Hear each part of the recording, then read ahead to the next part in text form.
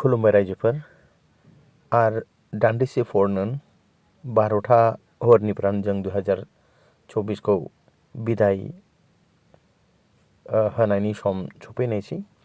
बेबायदिनो जों 12थानि फरनोन 2025 खौ जों वेलकाम खालामनायसै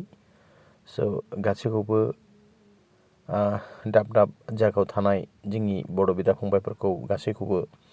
हैप्पी निउ इयार 2025 स' गोबां मानसिने माने 2024 को बिदाय आरो 2025 को वेलकामनि गुनै बेस्तताव हयतोबा थादों किन्तु आं दिनै मटामटि गावनि बारि माने मैगं थाइगंनि गुनैहाय भार्मि कम्पस्ट माने आं नेचारेलि माने अर्गानिकलि आं मैगं थाइगंखौ माने फोयो गायो नै बिथांफोरा नुनो हागौ आं बारिखौहाय माने विडारजोंहाय यावनानै रेडि पजिशन खालामदों आं गोगोमनो माने जिहेतु कृषक आं सासे आं एकदम खामानि मावनो एकदम गोगोम मोजां मोनो गोलोमदैखौ बिहरनोहाय गोगोम आं मोजां मोनो बेबायदिनो बिथांफोरा नुनो हागौ आं बारिखौ माबे यावनानै रेडि खालामदों स' जिहेतु विडार गोगोम मोजां दिनै गाबोन हाल मोसौ दुवार रिक्सै फिसिनोबो स' विडाराखौनो दोन्दों आं जाहाथे इमिडियेट जिखुनु मुहूर्ते आं यावनो हायो स' बे हुआवहाय आं एकदम भार्मि कम्पस्ट माने केचु सार खानस्रि सार होयो नै बेखौबो रेडि पजिशन थ' मटामटि आं गावनो प्रडाक्शन खालामो केचु सार माने मोसौ खिखौहाय खानस्रिनो जाहोनानैहाय स' बेखौनो इउज होयो गोगोम मोजां जायो आरो आं बेयाव फटासेबो खुनु रासायनिक सार होआ जा जायो एकदम माने मोसौनि माने मोसौ खिजों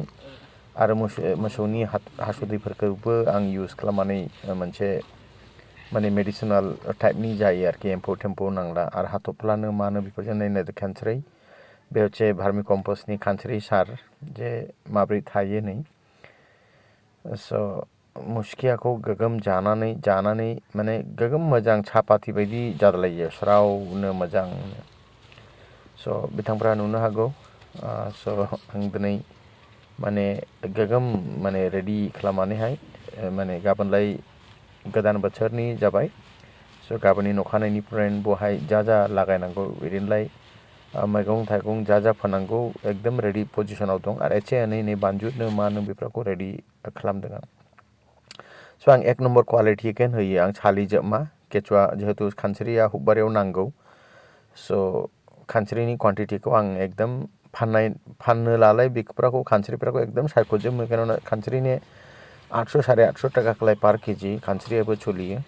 बिक्रि जायो किन्तु जिहेतु गावनि हुआव होयो आं एकदम उइथ खानस्रियाखौनो हुआवहाय माने बांसिन सालिख'आ आरोखि स' नायदो आच्छा आं गासैखौबो आंनि बे चेनेलनि माध्यमै गासै बिदा फंबायफोरखौ हैप्पी निउ इयार होनबावसै आरो 2024 खौ बिदाय बेबायदिनो जाय बिदा फंबाय बिब' बिनानावफ्रा आंखौहाय उइश खालामहरनो हागौ बे बर'मेस टाइम्सनि द्वारानो उइश खालामनो हायो खुलुमबाय